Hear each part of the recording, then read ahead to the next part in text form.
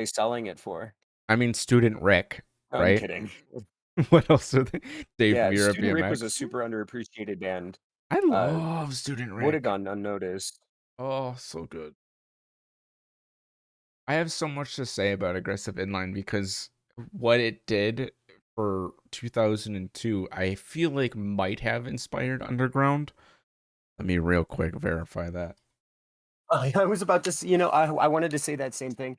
It did it came out, right after Pro Skater 3, before Pro Skater 4, and it was the first of any game of its kind to unlock half of the map halfway through what you were doing, the Pro Skater series didn't do that until Underground 1.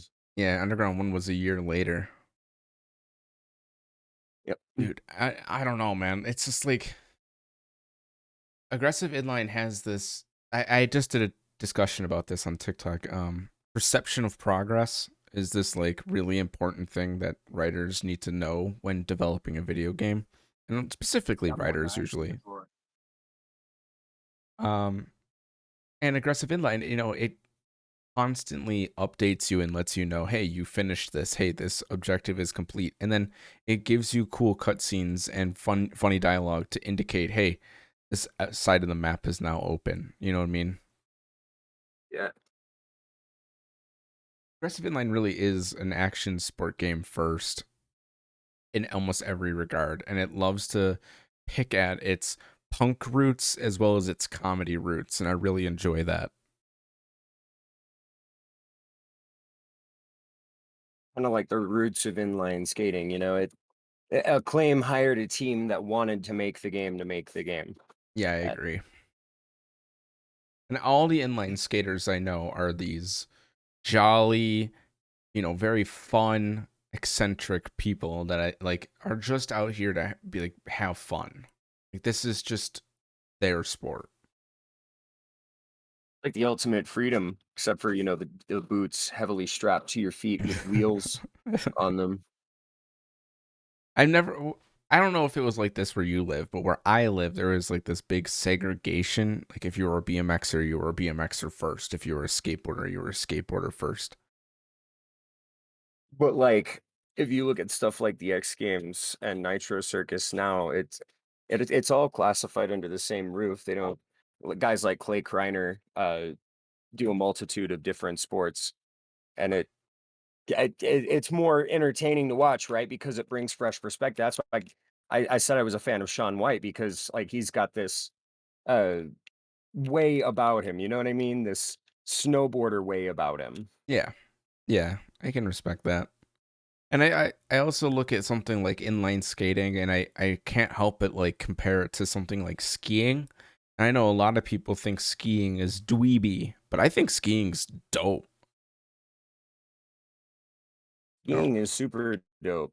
I couldn't do it, having stuff strapped to my feet, not for me. not for But me guys either. who ski are usually guys who snowboard, and if you've ever seen snowboarders up on the hilltop, they skateboard around the parking lots while they're waiting. Yeah, I love skateboarding. I absolutely adore skateboarding with an undying passion. Oh, aggressive inline. I mean, it really, in my opinion, came out kind of ahead of its time, but also was like this defining moment in action sports where we were taking this arcade style genre from Tony Hawk Pro Skater 3 and we were fleshing out something that was a little bit more. Let's keep upping the ante. We have only 6 maps, so let's lock off sections of the map and then you can come back and it's this big extra section of the map that you get to explore later on and it just feels good to play.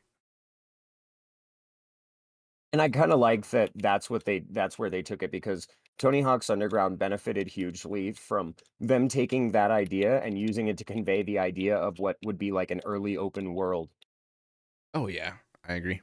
For a game of its kind. Open world action sports games didn't really exist until this or until that. And it's not quite open world, but it's a very similar dynamic. Yeah, it's like the open world aspect concepts have been initiated where you have to talk to like random NPCs on the street. You have to talk to the photographer and they give you challenges. You're not like restricted to a time limit, which is really fun. Yeah. And then the time limits usually come from the characters themselves. So they'll be like, oh, score 65,000 points in 2 minutes. And that's your objective. So then you get to go off and explore still, all the while still running the objective, which is super cool. It came out I think it came out a little earlier than Pro Skater 4, right? And that's awesome because the gold system would have been first implemented here. Let's see. Tony Hawk's Pro Skater 4 came out October 23rd. And May 28th for Aggressive Inline. Interesting. But that just tells me that even in development, there was no crossover. Like these were independent ideas in both studios. Just super cool. Yeah. And you can feel it in the gameplay. Like just because they used and licensed the engine doesn't even mean they're the same game. I make the joke all the time. Aggressive Inline is the best Pro Skater ripoff, and really it's not. It No, it it uses the engine. It's similar in style, but there's so much going for it that's unique to it. I agree. I like what they did with all of the mechanics, how they added the wall riding, and the wall riding has this like really long arc, and how you can vault over obstacles. So if there's a pole or a rail and you're going at it head on, it allows you to hit circle and you can do the vaulting mechanism. And it really opens up the map. So even though the maps are pretty tightly laid out, you can really explore so much more with the mechanics that they've given you with the skill required. Yeah.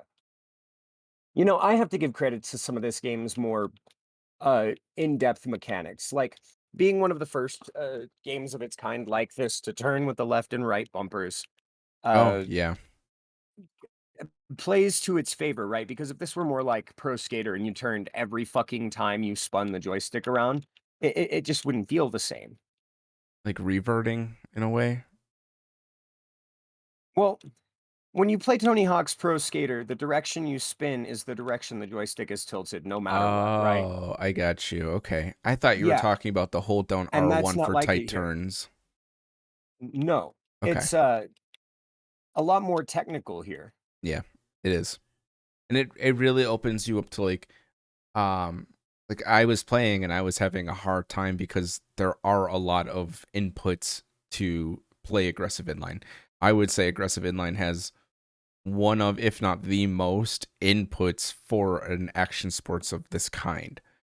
Tony Hawk does a lot of inputs, but a lot of it is, triangle to grind, triangle to get on coping, a lot of that.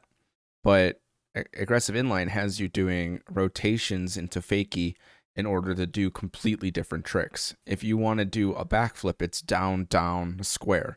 If you want to do a special Those backflip, it's things down, down, down, square. So you say that, and I say that those things also contributed to Tony Hawk's series later on. The Oh, I agree. flipping was implemented first in Underground 2.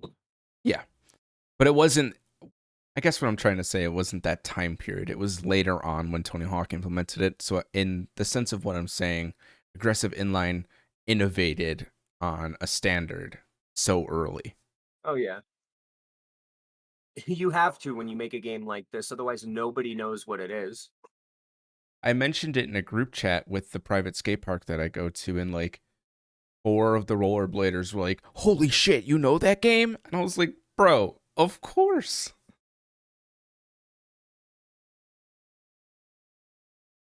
Like, if you're watching this podcast and you've never played aggressive inline on the PS2, please, like, especially if you're a Tony Hawk fan or you're an action sports fan, snowboarding, SSX, things like that. This game is so unique. It's something that needs to be experienced by more people because I feel like not enough people know about it. What's your stance on that? How to get those dogs out? Hold on, fuck. Sorry. Go ahead, get your thoughts straight. You're good. What did you say before I walked away? I said, what are What are some things about aggressive inline that you would recommend to people to kind of sell the game if somebody's never played it but is a fan of action sports? Um, it's a very technical game. You can't just spam buttons. There's a learning curve to it. You need, uh, I guess you just kind of have to be a fan of what it is, you know? It's a game that you have to take for what it is and be like, "Oh yeah, it did that right, just for this crowd, this market," you know? And it's not quite it doesn't come from the world we live in now where every game is an extremely heavy Grand Theft Auto, you know? They've made everything look way too real for its own good and have focused so much on the weight of everything that it takes away from it. There's a good weight here to it to remind you that it's still a video game. Yeah. Like this But is it's not, like, an arcade as game. bad as Pro Skater. Well, I would say you played THPS 1 and 2, right? Yep. I would say those lean into the slightly too arcadey for me. Does that make sense? Yeah. Where I'm the big fan of Tony Hawk's Pro Skater 3, where they went with the comedy of skateboarding. They went with more of the clean skateboarding, unlike Underground, where it was a little bit more street skater, gnarly kind of stuff. Did you know gnarly is a skiing Underground term? the problem with Tony Hawk's Underground and Forward was that it was jackass. They Yes. they were, getting all about the destruction and, like, embracing more culture than they were actually embracing their games and what they were about at the request of Activision in their infinite wisdom. Goodbye, Activision. Happy you got bought out. Yeah, nobody will miss them. It If aggressive inline were to ever make a resurgence, like if we ever were to see an inline game, um, would aggressive inline be one of those games where you look back on and you're like, this is where you need to pull your mechanics from.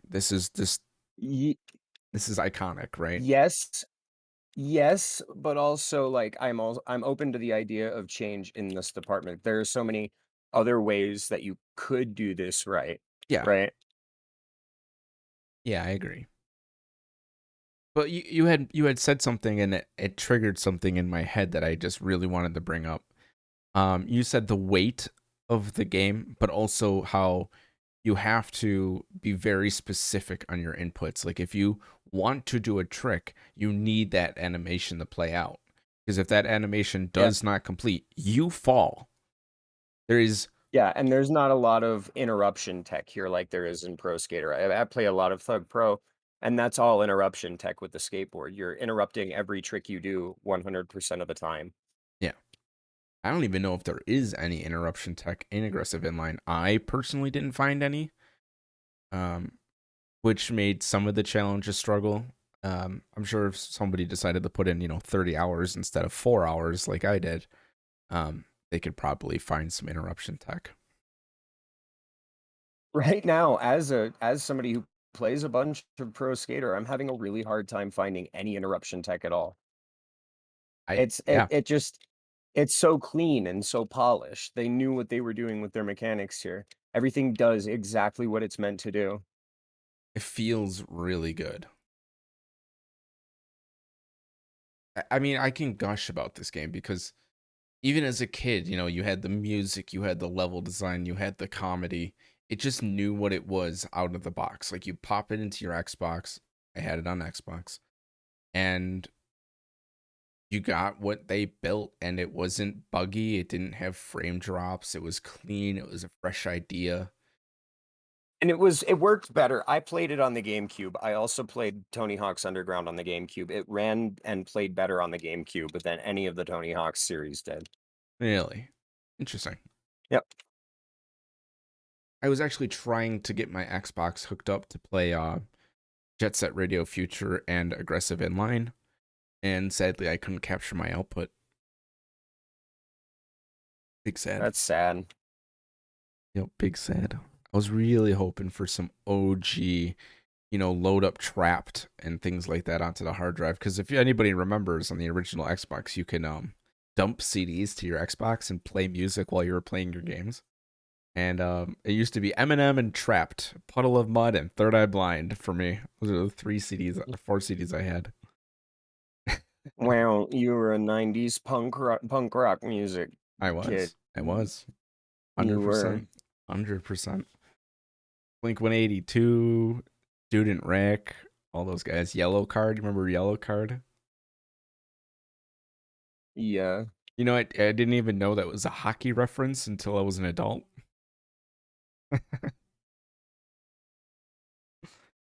Oh man, Green Day, Basket Case by Green Day.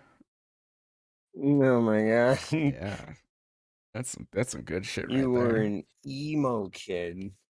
No, I think because I was like heavily interested in BMXing, skateboarding, inline, scooter, you name it. I mean, I did everything. I still have a scooter. I still have my inline skates. I don't have a BMX bike right now. I do have plans on getting one. I have multiple longboards, multiple skateboards. If anything, I was like punk rocker skater. If anything, I never really fit into the scene crowd, and I don't know if that had more. Like, I mean, skateboarding was. I mean, it's tattooed on my body, skate or die. So I mean, shout out to Stacy Peralta. My name is literally Zephyr. What? Dedicated so much time to skateboarding that you became skateboarding. I ride at a private skate park. Like what? Aggressive inline. Great. I feel like it was extremely influential. Like a lot of people from my, oh my god, I'm gonna say it, my decade. Um, they would have been 13 years old getting aggressive inline, 12 years old getting aggressive inline. I mean, take that into consideration. You would have been one, 3. three, 3 years old. And Yeah. you have an appreciation for classic and retro though, so you have really good mindset Yeah. regarding the I topic. I I grew up with many of the games that we talk about, like, I did grow up playing this. It Yeah, was a little bit later, granted, but we also still had a Hastings until just a few years ago. that's true. Well, I don't want to out anybody, but you are the youngest of the family, so your siblings obviously would have been my age. Yeah. Well, that also makes it a little bit Yeah, all easier. about. Now, when you play aggressive inline, what do you think of that difficulty curve? For me, it was a little jarring at first because I like to load up Tony Hawk's Pro Skater 3. And then you realize, "Wait, this isn't that game. It doesn't work like that." Exactly. Is it off-putting to you, would you say? No. Not No. even a little bit. I think, especially if you're a fan of the Pro Skater series, give Aggressive Inline a try because it's one of those games that'll make you rethink what you know. That all of that perception you've built up playing Pro Skater will really be tested in a situation like this. Yeah. I think you summed it up really well right there. What else have you been playing recently? I know we had the attack on the Discord and whatnot, but you've been playing some indie Um, games and stuff? I'm finishing The Crooked Man. I played through that the first part of it again, and I just need to do the video for that. I've also last night I spent a good amount of time playing Oblivion, finding new stuff that I hadn't ever seen before. In my thousands of hours playing that, and I'm much more interested in that than I've been in a while. That kind of Oblivion's still one of my favorite games ever. now everybody knows what we're going to be talking about on next episode. Let's go. You wanna talk about Oblivion? We're going to talk about Oblivion. I'm starting a live stream tomorrow morning. I'm going to beat it in one sitting. I'm down. I love Oblivion, I'm not man. even I'm playing it the same way I play all Bethesda games these days because they're just that way. You walk around, discover stuff because you've played through the story so many times that, like, just the feeling of discovery and everything around you is way better than going through A to B. We have a guest appearance from Chris if Chris wants to say hello to the audience. Hi, Chris. It's me, Chris. Ah, Chris. If you guys Yep. are interested in Chris, we'll be doing more ARG stuff with him in the future. Ye. In fact, if I'm not mistaken, didn't we have plans to record an ARG episode today? Yeah, you no, yesterday Yesterday. you didn't do it. Yeah, I got you called into were work. tired. I got called into work. Oh yeah. Uh, I remember. Okay, that makes more sense. Okay, so here we have a game that's a Tony Hawk like, right? I don't know how else to phrase that. I mean, we have games like Thrasher on the PS1, which was abysmal in my opinion. But then you also have like Konami's Disney's. Skateboarding Evolution, which was not good. Not Disney good. also was another one that used the Pro Skater engine. That was very good. Hmm.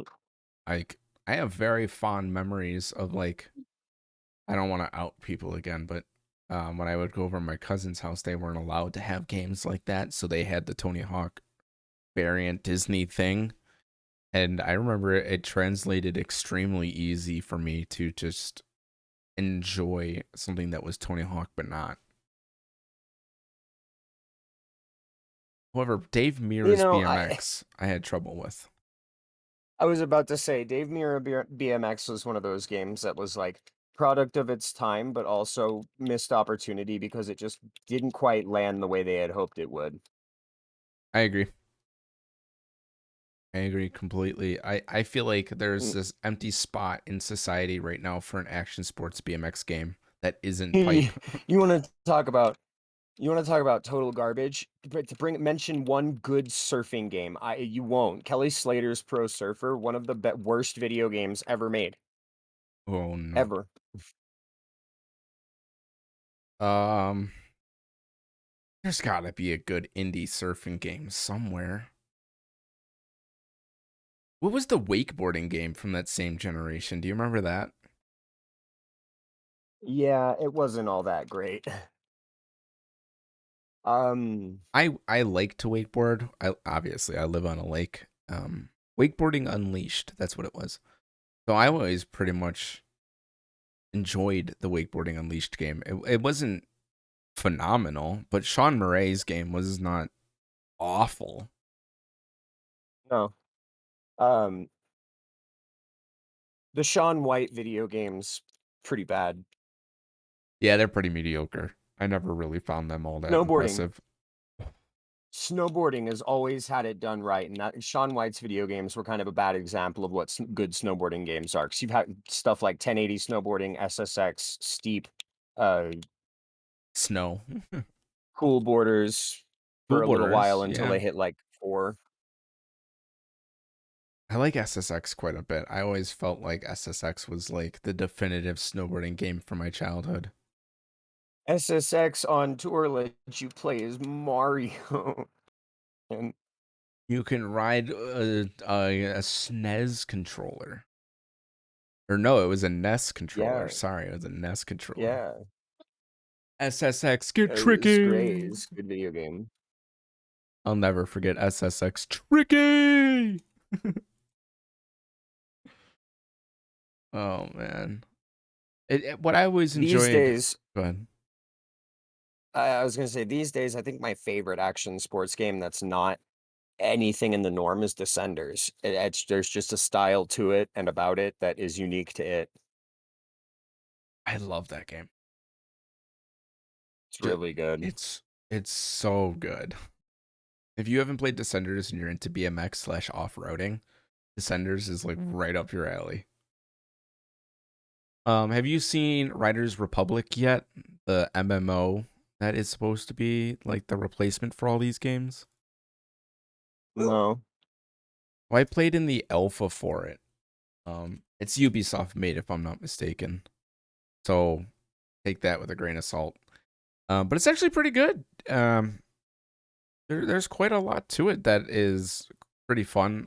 They got rid of a lot of what I would consider staple mechanics and replaced them with their own variants of it. But once you get used to it, it's a pretty damn good game. Oh yeah.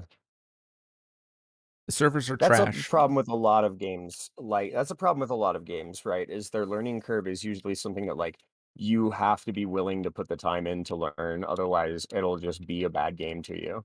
Yeah, I agree. And with Riders Republic, there's snowboarding, skiing, uh, road racing on bikes. There's off road biking, downhill biking, um, snowmobiling. There's no skateboarding. There's none of that stuff is there. It's like what I would consider like mainstays of an action game just aren't there. Yeah. Like rocket biking has a thing. Like how obscure is rocket biking? It really is its own good collection of action sports built into one great game that everybody asked for. Yeah, I would Like, agree. I how many asked people for it. were like, "Steep would be great with all of these things." You're right. You're right. It really does. It is a gnarly game at the end of the day. Like Riders Republic currently, if like the kids who are growing up today, this is their Tony Hawk. This is what they're gonna come to expect from an action game, Yep, an action sports game rather. Because I mean, what and was they're the gonna most love it, recent Tony Hawk? if it hits that. 1 plus 2. So, Pro Skater 5 came out, it was an abysmal piece of garbage, and then 1 plus 2 came out, and they were really good, but there were a ton of problems that just didn't get hammered out because Activision had plans to dissolve Vicarious Visions into the Diablo team. 1 plus 2 could have had an amazing future if Activision just didn't just totally sink their team in the middle of doing it. Well, Vicarious Visions, didn't they recently just have another I don't want to say outing or something, but they were working with Skylanders on another Toys They for don't Games or something. No, they don't even exist anymore. They were pulled off of everything and dissolved into, Blizzard. Oh, okay. What Yeah, it's am I thinking? unfortunate. I don't know if it was Vicarious Visions, then it might have been somebody else. I haven't heard anything about Skylanders in a very long time. I don't think that's a thing without Spyro, I mean, you really can't do Skylanders, and that was kind of the big controversy. Oh, it was Skylanders in 2011 to 2021. Oh, Um, man. they were dismantled after 2016 after Skylanders Imaginators Crash Edition, and they were put on the team for Destiny 2 and Crash Bandicoot Insane Trilogy. Uh, Then they reformed, or they never got rid of their team, and worked on Tony Hawk's Pro Skater 1 and 2, and then are now shoved on Diablo 2 Resurrection. Diablo 2 Resurrection is sad. Warcraft was sad. That's the story of Vicarious Visions going the exact same way as Neversoft. Really Yeah, sad. it really is. It really is sad. I mean, Guitar Hero, what a legend, right? Like, it's a legendary Red title. Octane was an amazing Oh my company. God, right? Yeah, let's go down the rabbit hole of Red Octane. 1999 to 2010. Sad. Very sad. Who did they get to do the Guitar Hero Live controllers? Let me see. Because they were really bad. That was just straight up Activision. They were really bad. I'm so like, okay, we're gonna have a little change of topic with the podcast. The Activision acquisition is by and large the greatest thing to happen the last 4 years.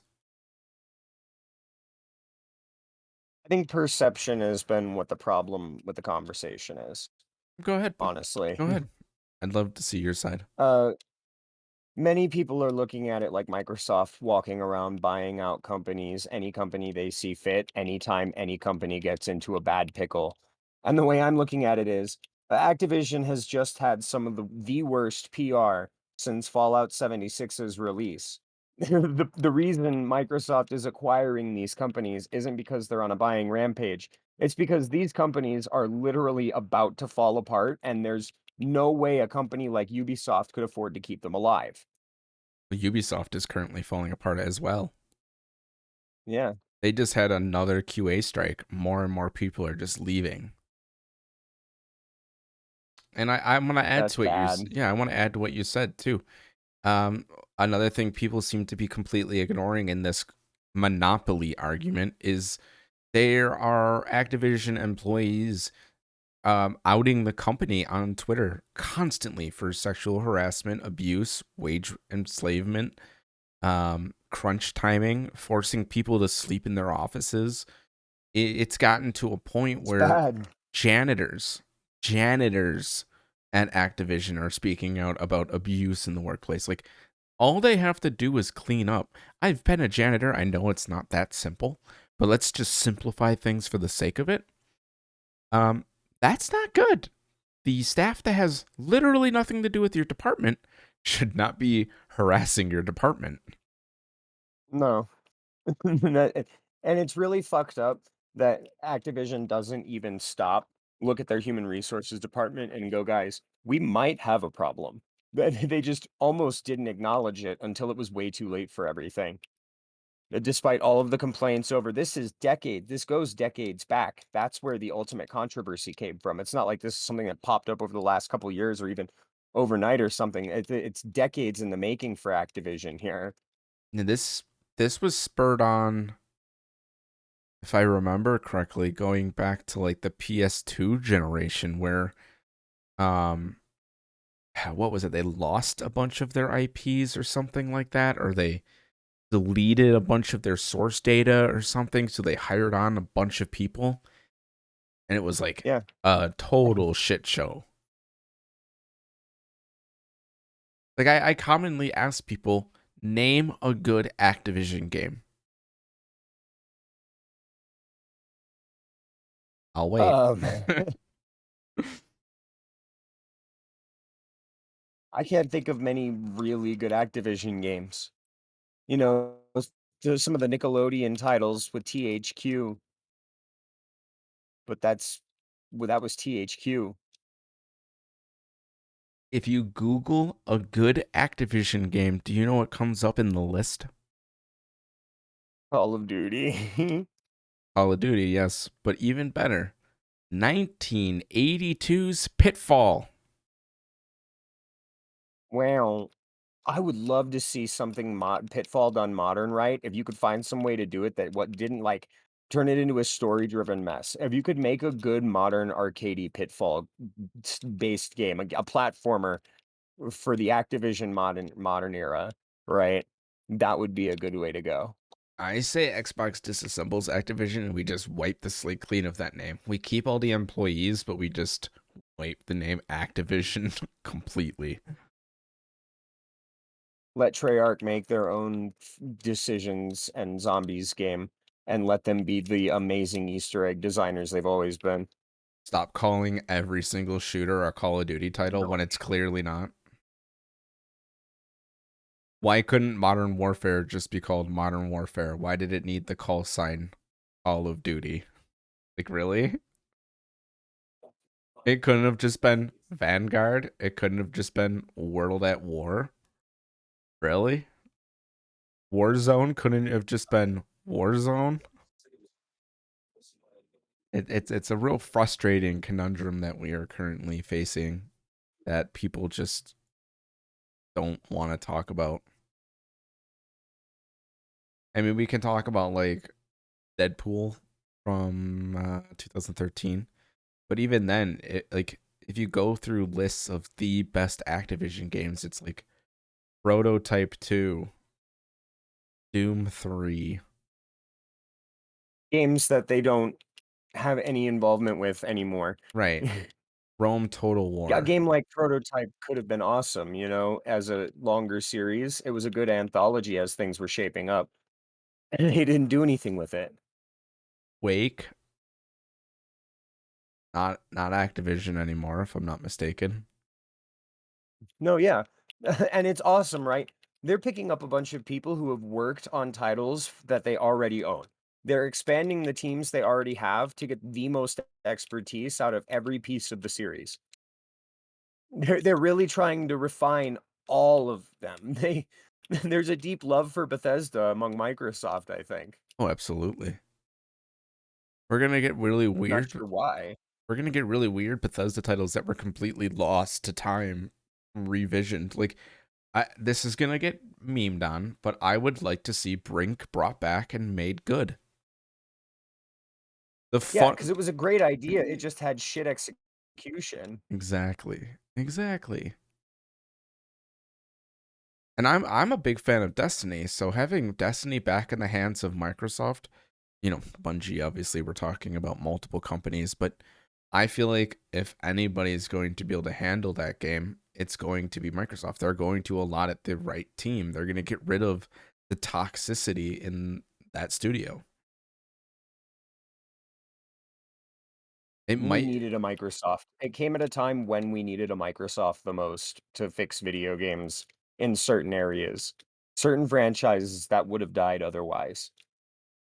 so closing out the stream. Well, not the stream. This is recording. Do you have anything final you want to say to people? Uh, Aggressive inline is good. Activision was pretty bad. The Microsoft active acquisition is pretty good. All right. My final words to you is Crash Bandicoot started on Sony. Now Microsoft owns it. Get fucked. Damn.